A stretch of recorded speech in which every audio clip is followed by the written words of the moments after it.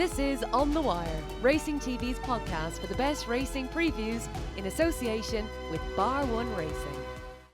Hello and welcome to On The Wire. No Dukey for the second leg of the Galway Festival. Mysterious illness has befallen him and he wasn't available this morning. So in his stead, we have the Racing Post Mark Boylan, who I'm going to introduce you very shortly. We have Johnny McDonnel from the sponsors Bar One Racing.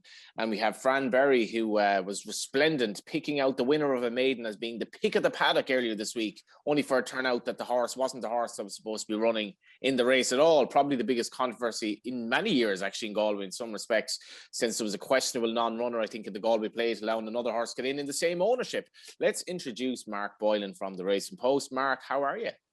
And big boots to fill with Dukey, but we'll give it a lash anyway for the week that's in it. Yes, you tell us a little bit about yourself briefly. I've known you for a long time, never been a particular fan of you, but we were really stuck on the podcast this morning, so we had to get someone at the last knockings. How are you keeping? Sure, it's great that the feeling is mutual anyway. Yeah, okay. No, I'm with the lads in the Racing Post now for 3 or 4 years and been with them since I left college and not really enjoying it now, sure. They're all vary from race day reporting to news, spotlights, tipping, whatever, podcasts, etc. So, no, really enjoy it now. And a week like this, if it doesn't get you excited, you're not in the right game. Yeah, and we'll be talking to Emmet Mullins very shortly as well. But Mark, can you just, I don't know, maybe explain to people the animosity that we have in the press room when you get these newcomers coming in from the actual racing game, like Fran Berry, who's essentially trying to take our jobs and our women. Yeah, I think there's others better place to say that, considering I'm relatively new to it myself. But geez, when fellas like Fran come in and Ruby and they really show a lot of us up, that really rubs salt in the wounds too. But no, top class.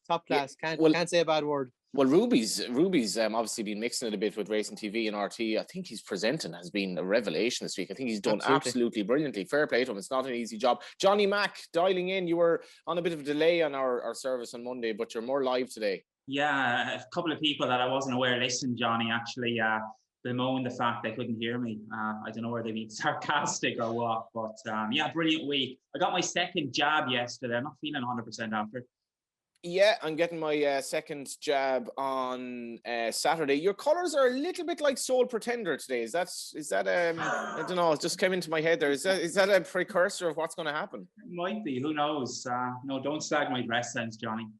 Yeah, I was talking to Norman Lee, Fran, about Soul Pretender and went down the rabbit hole of looking up old Galway hurdles and Sabadilla and Clune River. When Clune River won the race, I think there was one horse in the race rated above 133, which wouldn't get you in this year. That's how much the race has improved. Oh, it's amazing. I was just doing a bit of looking back there the other day. I was second on Tijani in 98 or 99 to Black Queen. They're both rated 106. It wouldn't get you into one of the lower grade handicap hurdles this week now, so it's amazing how some are jumping and the whole festival has taken off. How have you enjoyed it so far? Very good, yeah. It's had its moments, obviously, but plenty of good news stories and yeah, so it's been good. Typical Galway, anything can happen. Well, yeah, but before we get to the naps, you said it's had its moments. I actually tipped Twinkle. I mean, what can you say about this? Let's just go to Mark Boylan. This was obviously one of the most controversial races that we've ever seen, I think, in Ireland. Mark, but you had, I think you'd written down that there was a lot of nice experience shown by the winner or something like that. Well, that's it. Really. You start the analysis there and you're kind of going, oh, geez, she was very mature looking beforehand. And I thought it was very professional, even though she showed a little bit of greenness maybe first 2 or 3 furlongs. But maybe that's Aurora Princess running without her usual headgear that kind of contributed to her being a little bit more green. But we were all kind of very excited watching it initially. And obviously very, very dramatic what unfolded afterwards. And you have a lot of sympathy for everyone involved, really. Like, I mean, it has to be a genuine mistake. And ultimately, it is a trainer's responsibility, and that's where the buck has to stop. But there are processes and procedures that could be helped to stop something like this happening. And I know it's been well talked about during the week since this. It was talked about after the Fillies Mile last season, where you talk about having a scan as the horse goes through the parade ring to check their microchip. And I'm aware fully that for some horses that's not going to be ideal when they are, full of energy, ready to run. It's not going to be ideal for some horses, but just like it's not ideal for some horses to have to go into the stalls where some don't enjoy it. If this is something that can prevent an incident like the other day, I said, while ultimately the responsibility has to lie with the trainer or whoever is involved in tacking up the horses, this would be a foolproof way so we don't go down this road again. Because it's just, even in my mind, I'm thinking we had that news recently that the World Pool is going to be involved at Irish Champions Weekend. And, however an incident like this isn't ideal for us. When we're dealing with pools, let's say in Hong Kong, America, Australia, trying to explain an incident like this to them, if it was to happen, for all that they're very, very rare, it's just not ideal. You want to get in the front foot with this. So I hope that this might just trigger a little bit of change. And even if it's a case that we have to check them before they go into the parade, and let's say you have a horse that's particularly fractious, you don't want to do it. I'm sure there would be a means where you, as a trainer, could highlight that in advance and say, I have a horse that's not going to be, particularly keen on this. Can we just check it maybe as they're in the pre-parade, or at some point where they have the number cloth on their back, where it isn't, let's say, in front of a full parade on a busy day. If that was something that was an incident, we could surely take steps to overcome that. But look, sympathy for anyone involved. I had a few quid on the winner, and I didn't. I went from thinking I had backed the winner to actually have a back the loser, even though I had no chance to win. That's one thing maybe that showed up in it too. The fact that the objection to it, meaning she was disqualified, had her down as a disqualified runner rather than a non-runner, so you don't get your stake back. I'm not in any way a sour punt thrower, but I just think that's something that can be reviewed as well. You never had a chance to win. So it's actually absolutely preposterous in that. Now, if am I right in saying, Johnny Mac, if you back this horse in running, what happens? Oh God, I would assume you get your stake back. I haven't clarity on that, but as Mark says, like you basically had no chance if you back this horse, and I've sympathy for all connections involved, because I don't ever remember this happening at an Irish meeting before, so it's not like it's even remotely regular. But what did you make of it all? I was doing the shops that evening. I couldn't get over it. I was wondering what the hell, because when you're doing the shop service, you got to keep moving. There's no time for reflection as such, so I couldn't get over what was happening. But when I went into Twitter and I looked, I could see what commotion was unfolding. But just earlier in the year, I was in Fairy House at the Winter Festival, and we were down in the stable yard to get honeysuckle. Gordon Elliott at the time had around 20 runners on the day. There was 3 or 4 big lorry loads pulled up, and they were being scanned coming in the gate. And his whole team worked like clockwork. But I did wonder that day, once they go by this gate having been scanned, what is to stop a mistake taking place with all these horses going down into their stables? Now, there was no mistake, but it's an easy thing to happen. It was mad, Fran. A Galway United friend of mine, he asked me for a tip skeptically, and I gave him Twinkle, and he only realised he went having pints with it. He only realised after race 7 or 8 that the horse had won, but he couldn't find the docket at that stage. So there is a kind of a humorous aspect to it, but there's a serious aspect as well. Oh, there is. I was doing paddocks for Racing TV that day, and radio cam and whatnot, and seen Darren Wells also on chance. Wasn't really impressed by her. We'll peel back to left, have a look at Twinkle, typical Galileo, going to get better in time, whatever else said. Wheel around to Newcomer, and excited to see this one by Sea the Moon. God, she's a very strong looking, mature filly. The pick of the paddock was the last word I said. Anyway, thankfully, I was on the money. What a judge. Like, what a judge. I don't think we'll ever bring Dukey back. I think we've the best 4 that we have here. And then when I'm working, I a friend of mine does the betting for me, so I text him, will you back Jessica Harrington? Told us 8-1. It's the pick of the paddock. Wells doesn't look great. He didn't get the text. I never got on. I didn't get so it was a total comedy show, if you like. But with a serious aspect, look, anything can happen in racing. And the one thing I suppose about it was there was no malice to it. There's no, it's just genuine human error. Jessica Harrington, I went over to her during the next race. She was in bits, and that's the thing about it, and the staff were as well. So that's the first thing. There's no skullduggery. It was an honest mistake, but it shouldn't happen. And the scan going into the parade ring or leaving once the saddle's on the horse is a very simple way of just taking that out of the equation. Yeah, and I think that and weighing in riders, that's the 2 things that shouldn't happen, and it does happen. Yeah, I've seen it. I've been at a meeting before where, even Colin Keane, there was a riding in issue, and, it can happen. And I did have sympathy for Jessica Harrington, because, like, genuinely one of the most honest, honourable people in the game, and it was very unfortunate. But speaking of honest and honourable, here were the naps from last week, from earlier in the week. Dukey's dreadful form continued. Liberty Star 12-9-2. In fairness, now I tipped that horse myself. He's become frustrating. Fran, Crowns Major, who actually reappears, and we will hear from Emmet Mullins on Crowns Major, ran a blinder in second at 5s. Draw beat him, I'd say. The winner wasn't for passing, no thanks, and he just had to work hard from out in what was it, 19, 20, 21 stall. I did say it could be a blot. He still probably is off a mark at 76. Interesting down and tripped, but a lot better race on Saturday than what he ran against opposition wise earlier in the week. Yeah, I always like to see horses reappear in Galway. I think it's kind of a bit of a pointer. Johnny McRadika, second at 6-4. Yeah, second in that controversial maiden. No excuses. She had every chance, Johnny. She'll win a maiden, I'm sure. But yeah, she'd no excuses. My nap was Durasso, who I hope if you backed each way, I presume you probably got your 5, 6, even 7 each way place, I think, in places. But he managed to sneak on into 5th. I thought he'd be ridden a lot handier, to be honest. But maybe I kind of half missed the start of the race, and maybe he just wasn't able to lie up. But again, he's one of, I think, 3 or 4 in the race who reappears on Friday. So we've lots to talk about. Let's get straight to Emmet Mullins first. So before we get into Friday's racing, Emmet has an unbelievable strike rate with his horses, and that's kind of continued throughout the week, even though he could have done a little bit better. Emmet Mullins, how are you getting on? Very good. Now, and yourself? I'm good. You were saying to me just before we start recording here, you've had more horses beaten than have won this week, which is one way of looking at it, because in fairness, you've had 4 or 5 horses run at Galway, and they've all been in the money. You've had a winner, and things could be going a lot worse. Could be going worse, but they're in it to win it, and they're just hitting the crossbar at the moment. What do you make of the Shunters run? Shunter ran a cracker. Got a bit blinded at one fence on the first circuit. Done well to stand up. But he's a tough, hardy horse. He came up the hill well, and he ran a cracker to be 4th. And will you kind of put him away now, or what's his plan for the season ahead, I suppose? There's no real plan. We'll wait till we get Galway out of the way, and we'll discuss next week and see what they aim for. Just in terms of you've obviously runners Friday and Saturday. If we start, Full O'Roy's making debut for you in the maiden hurdle. Yeah, very keen going sort. Has all right form in France.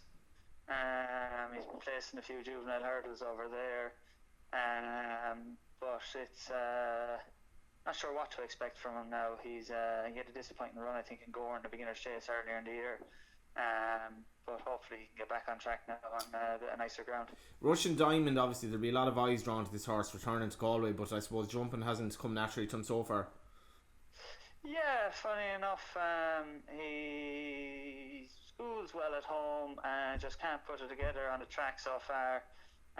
Took an obviously fall last year at the festival, but he was satisfactory enough in jumping in Punchestown a few weeks ago, and fingers crossed he can just finally put it all together.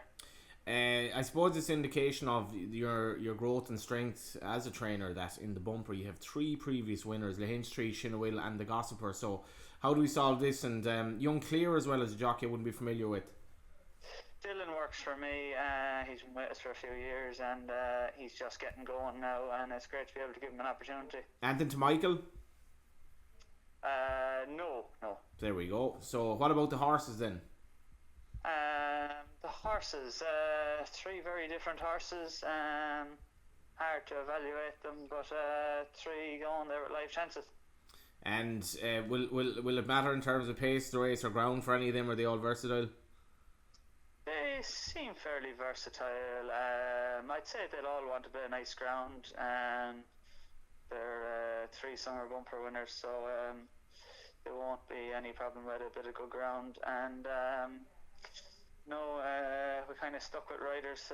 Michael Connor had one on the Gossiper, and Philip Burns had one on Lahinch Tree. Patrick had one on Shinawil, but he isn't available, so it was great to be able to give Dylan an opportunity.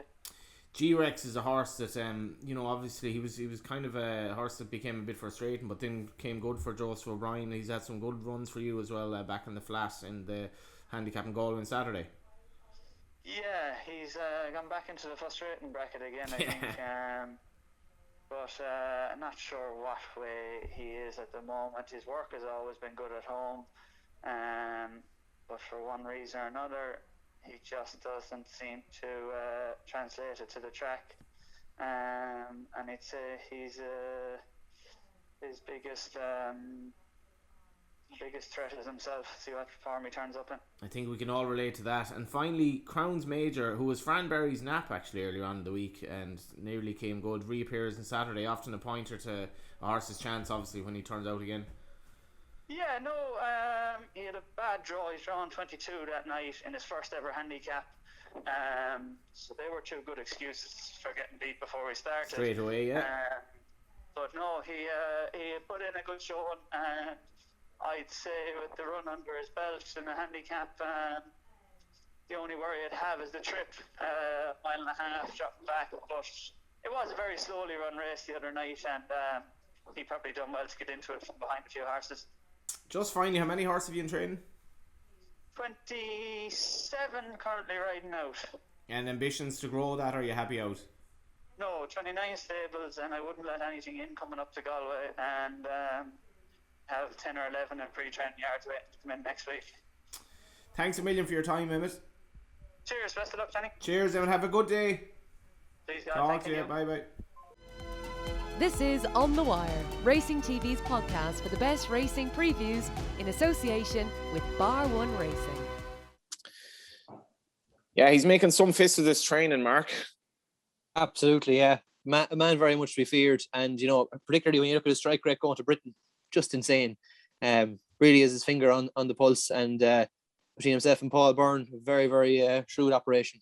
Yeah, finger on the pulse. Good horse trained by Tom Taff. I remember winning the Curl Cup back in the day. And a similar type of horse won the big race on the Friday last year. 3 furlongs to race and 2 flights to jump, and it's Sky Marshall joined by Great White Shark. My Sister Sarah pushed up to the pair on the outside, and then Pilbara, Diamond Hill next, and then Floating Porter as Diamond Hill left her hind ones in that one, and then Stratum, Foveros and Chevy Artist, but it's Great White Shark and Paul Townend leading to the final flight. Stable companion My Sister Sarah, the pair have gone away from Pilbara, Floating Porter, and then Sky Marshall, but it's Great White Shark the leader from My Sister Sarah, and then Pilbara, Floating Porter is staying on, but up towards the finish it's Great White Shark driven out from My Sister Sarah, and Great White Shark will win back-to-back Galway Festival features for Willie Mullins and owner Malcolm Denmark, ridden by Paul Town, and My Sister Sarah is second, and Floating Porter, Diamond Hill and Pilbara next.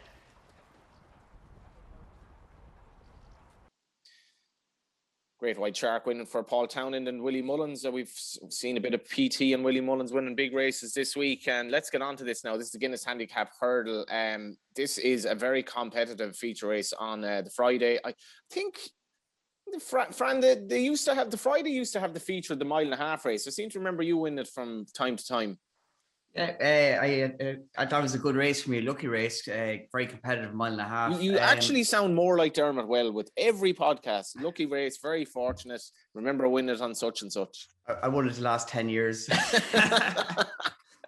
actually, a good story. Curly Bill, I won it on 1 year for no. I backed him. I remember it was on the beer in Galway, in the Budweiser tent. Great times. Well, he was actually bought while we were on the beer, believe it or not. I had a couple of days suspension after I last got 1 year, and we went down to Portugal, a group of us, and Noel Mead was with us, and he told Albert Reynolds Jr., who'd be a good friend of mine, who's a brother of Philip Reynolds, I have a horse for you. And it was the first time they met anyway, so a deal was done. 4 or 5 lads bought Curly Bill.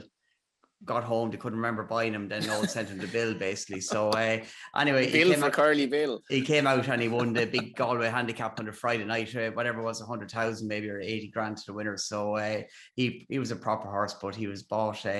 One of the better decisions made while on the lash.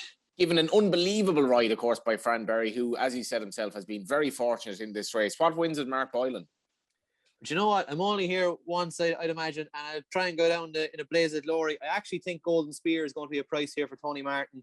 Listen, you're going to really be taking a leap of faith when you look at his recent form. But this Can I just interject there? Sorry, Fran, did you ever win on Golden Spear?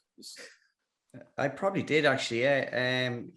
Just let me go and find that, but right. Yeah, he's of an age. He is of an age that I probably did win on. Yeah. Back to you, Mark. He's down to 116, and he has Jordan Gain for taking off another 5. And last year he came here with very, very little to recommend him, and he finishes third to Princess Zoe in the Connacht Hotel handicap on the flat. You know, he's just obviously every year you get the sense that this is the date that's circled in the calendar for him. He's going to be a huge price. I just take a swing at a big one now. Golden Spear for me. Tony Martin has had a couple that run well here this week so far as well. I'm just confirming that this is Golden Spear running. This is in the 5 o'clock now, not the actual race I was on about, but we'll take that. I was on about the 2 mile 6 race, which I think is the feature. Which there you go, rookie error. There you go. Although to be fair, it's actually kind of it might be small but debatable as to kind of which race is the feature on the day. Both of them have it's a valuable handicap hurdle that now. Yeah. In the Grade B, Visionarian was the one I liked. You liked Visionarian in that, Jack? Yeah. Just like the unexposed sort of type, get the feeling that he's always been well regarded. You know, he's down the right end of the weights. The form of his last minute down Royal got a nice boost with Ferry. He'll run too. Peter Fahey again, a man that targets his meeting pretty well. So he was the one that I liked in that. But yeah, previously Golden Spear, if we were having a swing at a big price one in the Tribes, that was him. Yeah, and in that race, Johnny Mac, I know you're a fan of Arcadian Sunrise. I think this horse, he was either entered in the hurdle or he was half going to go in the hurdle. The 136, maybe he actually wouldn't have gotten in, but he's a horse that he looks crying out for. To me, he looks crying out for a race of this nature. Yeah, he's going to be a player there, Johnny. I think he just missed out on the hurdle. I can't see why you'd go for this rather than the hurdle. So yeah, I'd imagine he's missed out, but that looks hugely competitive. Just back to that 2-6 race, again, wide open there. Jazzaway won its Punchestown. They've given her a big break as well since, and she has gone well fresh. She's got Galway form as well. Conor McNamara rides her. She'll be a player there. And my sister Sarah ran well in the amateur handicap the other night. 2 miles was probably on the sharp side round there. She should go okay if she's none the worse for Monday night. We'll get your the rest of your selections actually. So on the Friday, which is the third last day of the festival, my best bet on the Friday, I did the race ball spotlight for this. I think it's the only spotlight I've done all week. I was delighted to do this race because I think Hallowed Star has a massive chance. He was a really good, he was a good summer bumper horse last year. Then he ran the Galway bumper, ran very well. He's by Sea the Stars. I think he's wanted a bit of summer ground, which he got when he absolutely hacked up at Roscommon in a maiden hurdle last time. And I'm very surprised he's eligible for 116. I think if you back this horse each way, at the very least, you'll collect on the each way. But I think he's a great chance. Anything else, Fran, on the Friday? Hallowed Star, he's going to be all the rage tomorrow. Jordan Gainford, just keep an eye on the jockey bookings. He got a hard fall yesterday, later on the day. I don't know if hopefully he'd be okay to ride today and tomorrow. He'd be a big plus to him. In the 5 o'clock race, Advanced Fargo is very interesting there. Had a comeback run the flat recently. Obviously a very good winner at the Bar 1 hurl at Fairs in November. And in the 5:30, punters are going to really get sucked into Linwood Gold in the back of that run at Galway on Monday in the amateur handicap. When he missed it by 20 lengths. But when a horse starts stopping and doesn't want to race early, you'd have to have your doubts for all that he's going 2 miles 6 and jump over hurdles without stalls on Saturday or Friday. But he will be popular and could end up being a false price maybe. Anything else for you, Mark, Friday? I'll be with you on Hallowed Star. I think it's in the 4:30, isn't it? Hallowed Star, Golden Spear and Visionary, and they would the three they'll be siding at this stage.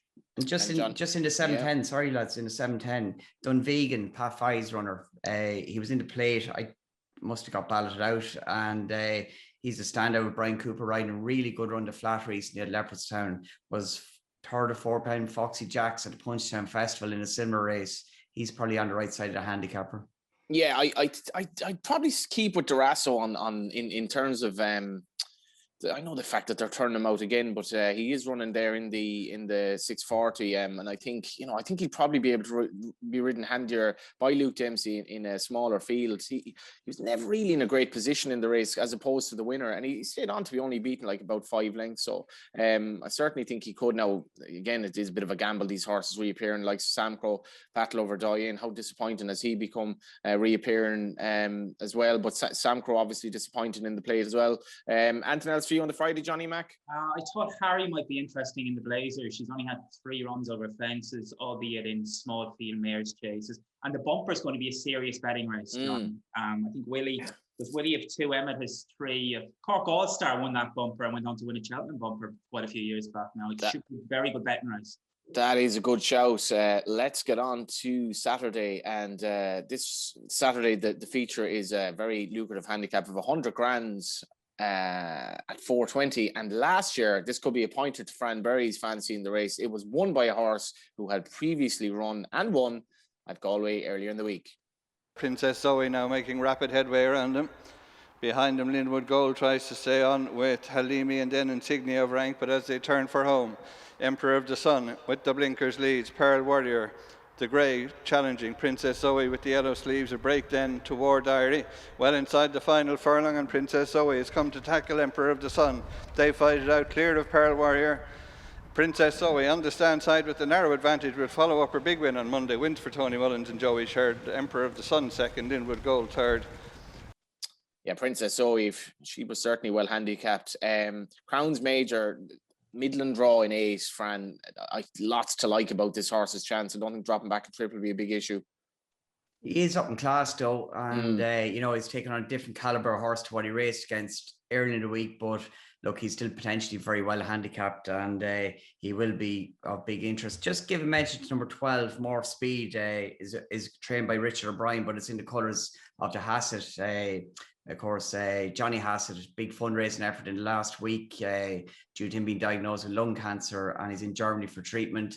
It'd be a big fill up for that family if More Speed could win, and he might be all the better for that recent comeback run. But One Cool Poet is in it as well. 2 years ago, was it, or 3 years ago now? He won 3 in the week. Horse I'm a big fan of, and he'd be a bit of a price, is No Say Ever. Mikey Sheehy riding. I think there's a big day in this horse. If they gets a fast run race, going right-handed with a little bit of juice in the ground, he probably should have beat More Speed the last day at Leopardstown, and he could be a bit of each-way value if the likes of Iowa and Crown's Major take over the market. Yeah, the Hassett connection there that you mentioned, like completely went over my head. More Speeds, and if you're not aware of this, John Hassett, who's involved in consigned horses and so forth, essentially this GoFundMe page was set up, I think, last Friday, and I forgot about it. I was on the radio on Friday, and we mentioned it on Off the Ball because I'd only become aware of it by the Monday. And this was I thought of it again on the Monday. By the Monday, they'd already pretty much gotten $250,000. It's a staggering achievement. And there's so much, of negativity about people involved in racing at times, and people can have a pop at us, and people can do this or that. This was absolutely astounding. I'm not sure there'd be many sporting industries where, in the space of a few days, $250,000 was raised to help a guy and his cancer treatment, and an unbelievably good man, John Hassett, as well, very, very popular in the game. Mark, what do you make of it? Yeah, I think Crown's Major is one that I would have earmarked most certainly from a handicap point of view to win one of these, but a little bit concerned about him over this trip. I'd rather him back up in trip, and I'd echo what Fran said in terms of experience with him. It's not a race that I have a particularly strong view from a punting perspective, but I think Pineapple Express could run well with a little bit of ease in the ground. Very, very effective when the pace is strong coming from off it. I think up to this trip again, there could be a little more improvement to come from her. Be willing to forgive her the last run at the Curragh, a little bit of a mess of a race. Effernock Fizz dominating in it. Just think she could be on for the Slatteries, who've gone closer this week. A piece of advice, Mark, on this podcast, we have a strong view on everything, whether we have or we don't. Isn't that right, Johnny Mack? It is, Johnny. This race, Willie had a flock entered in it. He's declared only Baby Zeus. Kevin Manning rides that. One that stood out for me was Bolivar, who had a good run the last time. That was her first run for quite a while. I know she's a big weight, 10 stone on her back, but she could go well. Yeah, Bolivar's horse has progressed nicely. If it is your nap, you can save it for the end. But is there anything else on the Saturday, lads, before we get briefly to Sunday? Yeah, in 2 o'clock starting Monday would have been an ideal Galway horse, but he's drawn in stall 20. It's going to make life very difficult for him. Colin Shunnan had a wide draw early in the week, didn't run. He's installed 10. But at number 16 into 2 o'clock, high altitude, John Murphy's runner, didn't get going in time over 7 furlongs early in the week, up to a mile. He's probably going to go very well with Shane Foley on board. And in 2:35, Sassified, Johnny Murtagh's runner, I think only got a £4 or £5 for a good win at Killarney recently. Drawn out a little bit in stall 12, but 3-year-old only handicap, definitely worth a look. Yeah, that's I tipped high altitude Monday, ran well, very interesting. Let's get on to Sunday. We're nearly finished up here with Sunday. We don't have the declarations for this, but let's just imagine Aidan McGuinness is going to win the race because he wins all these good flat handicaps as he did last year. Tracking them on the inside is Laugh a Minute as they continue the turn, a furlong and a half to race. Laugh If You Want, Magnetic North, sweeping up on the outside on a session. Laugh a Minute is on the rail, trying to challenge behind him. Current Option staying on well over on the far side, looking for room is Njord. Laugh If You Want with Current Option bursting through in the centre. Njord over on the far side on a session in the centre of the course, but it's Current Option as they go to the line. Current Option will win. Another one for Aidan McGuinness and Gavin Ryan. Njord second and close for the Miners with Magnetic North, Quizzical, Breaking Story. Yeah, Franedo, I love the way this training operation has developed, and that they buy these good horses with the view to winning these good handicaps to keep the show on the road. Obviously, we saw that again during the week, winning the big 7 furlong handicap, and he might win this as well. Could do, yeah. It'll be interesting to see what he runs. Obviously, he's multiple entries, and you'd have maximum respect. It was interesting that Galway Mile, the tactics to play, suddenly Roach off in front. To really, the field didn't really go with him, but it got the race going early. And I was slagging Ado. I said, I think I saw you walking the track with your 6 jockeys making the plan before racing. So, with a Pioneer badge. Definitely wasn't a Pioneer on Wednesday morning anyway. So look, whatever he runs, it'd be interesting to see if David Barron's horse comes over. On a session, he was third in the race last year when trained by, he was in the colours of the Marnains, and there's multiple entries there. It's going to be difficult. Always keep an eye on the maidens on the last weekend of Galway. Them wild maidens could throw up anything. Yeah, and Galty missed obviously one well. She's in foal, the Gale Force 10 filly. I think she's in foal to make believe she could reappear. What do you like, Johnny Mack? The mile 5, the conditions race, that used to be run on the Friday night. Willie has a few in that. Solier, MC Muldoon is there as well. Whichever of those pitches up might be worth siding with. And finally, Mark Boylan, before we get to the naps. Yeah, in the Ahanur again, the decks are going to tell a tale. But Quizzical, I thought he ran an absolute blinder from a wide draw, considering he likes to race handy in the mile on Tuesday. And I just think he's the sort of horse that, we saw in Yard last year. He went close to winning on the Tuesday and then nearly did it again. He was chinned by 2 of Ados in the week last year. I think Quizzical could go close again. He's down to the right sort of mark. But in terms of on a session, geez, I have shares in that. He's kind of ice cold Nannix territory for me, that horse. I mean, I think he won 3 of his first 5 and he's not for 15 since. And I've been involved enough times since now to be scared away, but he might just tempt me if he's a price each way if I got the right terms. But no, Quizzical for me, if he rocks up, I'll be very interested. Sheila Lavery's horses just look to be turning the corner too. Flying it this week. Yeah, Mark, you've perfect profile for this podcast. A lot of hard luck stories, down on your luck in life sort of job. Anyway, on that note, let's get to the nap. Dukey's not here, so in alphabetical order, we're going to start with Fran.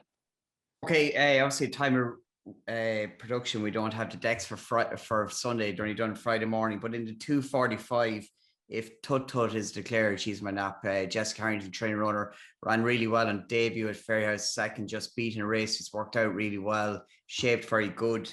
If she's declared, she's the nap. And just in case she is not declared, we know that Sassified is a definite runner in the 2:35 on Saturday. I'll put him up if Tut Tut doesn't run.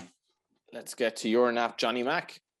I am going to go with the Baroud of Dermot Wells. So there's top weight on in the nursery on Saturday. They've popped on first time blinkers as well. He's caught the eye in a couple of maidens, good maidens as well. And I think he will be hard to beat. This is Dukey's not here now, and we know he's a big fan of Countdown, but I have to kind of just show you my 7-letter word as well, because that is my nap as well. A horse by Kodiak, who's bred to really want a mile plus. He was a very expensive horse, not knocked about last time. First time blinkers, drawn 1. I think this horse has absolutely everything going for him in what to me is a fairly ordinary renewal of the nursery. What's your nap, Mark? Make it a hat trick as well. I'm with Baroud too. Here we go. This is history on the show. First time this has ever happened. Yeah, when you gave me a shout there this morning and said to have an app for the weekend, that was the one that was jumping off the page at me. And as well, he's drawn 1, but if you look at how he broke as well at the Curragh, he was sharp away too. Just thinking the mean business with the blinkers as well. I'd be disappointed if he got beat. And I presume Dermot Well has been very fortunate in the race?